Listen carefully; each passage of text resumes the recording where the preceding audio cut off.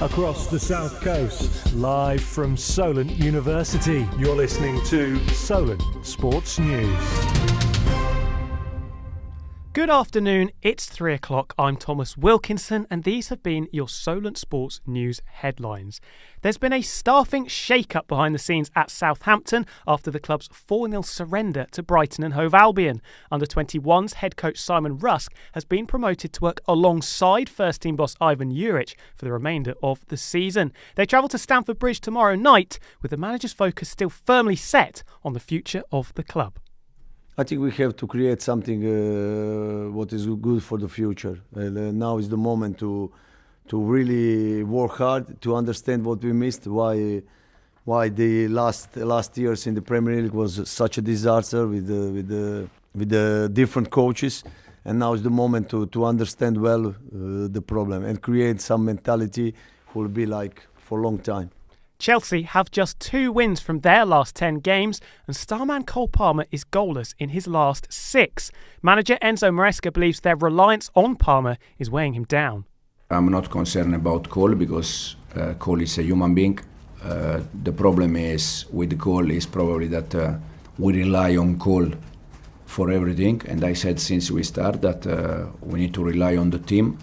From the bottom to the top, and Liverpool took a huge step towards being crowned Premier League champions for a second time. A 2-0 win at the home of reigning champions Manchester City moved the Reds 11 clear at the summit after Arsenal slipped up at home to West Ham. Manager Arne Slot is refusing to get carried away, reinforcing how important it is to stay grounded in this title race. In every other league, having a lead like this would be very comfortable. Except for this one, because this league, every single game gives you a lot of challenges. Even Plymouth Argyle gave us a lot of challenges. Liverpool's biggest rivals, Manchester United, are in the headlines once again. The club are set to close their staff canteen as part of cost-cutting measures, instead serving a piece of fruit to their employees. Co-owner Sir Jim Ratcliffe has been driving costs down since his arrival, and more redundancies are expected to be announced later this afternoon. Reporter Riordan Goodwin is alongside me. Rio, what does this tell us about the state that Manchester United are currently in? Well, this is just a list of changes that he's made since coming into the club.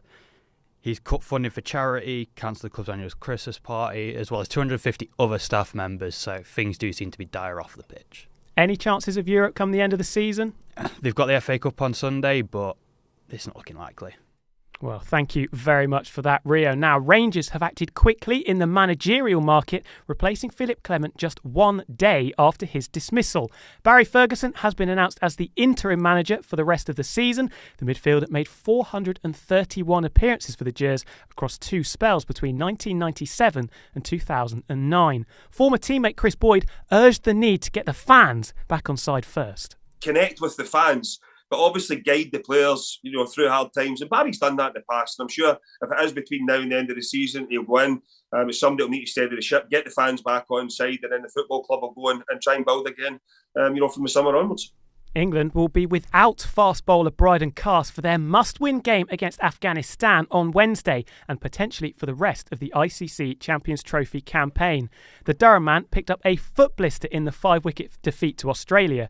Former Three Lions captain Michael Atherton warned England of the huge challenge facing them this week after Jos Buttler's side were embarrassed by Afghanistan in the 2023 ODI World Cup. They've got some very good cricketers. They're a team that have been getting better and better. They've had the better of England occasionally as well. I think here in Lahore the conditions should suit England. It's not like they're going to be playing Afghanistan on a raging turner.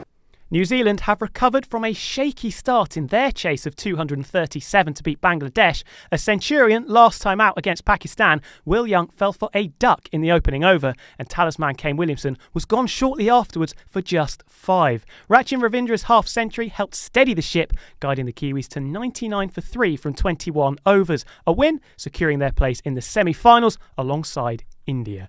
A Southampton-born shot putter starred at the British Indoor Athletics Championship in Birmingham yesterday. 22-year-old Serena Vincent, representing Portsmouth Athletics Club, threw 16.89 metres, half a metre clear of the next best, to collect a dominant title. And finally, British cycling legend Chris Froome could be looking at the end of his illustrious career.